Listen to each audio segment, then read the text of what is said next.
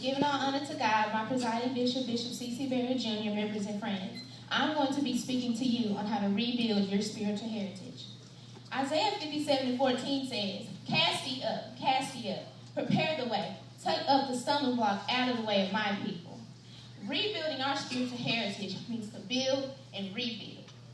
Now, too many children are being steered in the wrong direction. Some parents have allowed the television, social media, movies, and music to steer away their children.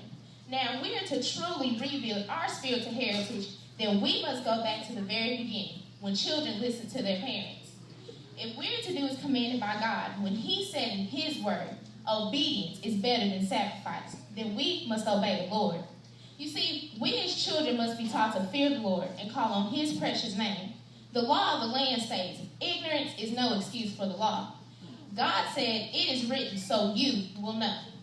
Now, if I were in my classroom, I would hear statements about the achievement gap and how we must reduce the achievement gap. If I were in Houston, I would hear, Houston, we have a problem. But since I am here at the 109th General Assembly Youth Convention, I am hearing that there is a spiritual gap.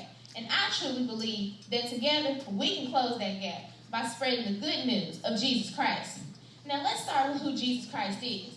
God told Moses when asked, who shall I say send me? And God replied, I am. In the book of John, Jesus presents Himself to His disciples as I am. First, John tells us that the Word became flesh and dwelled among us.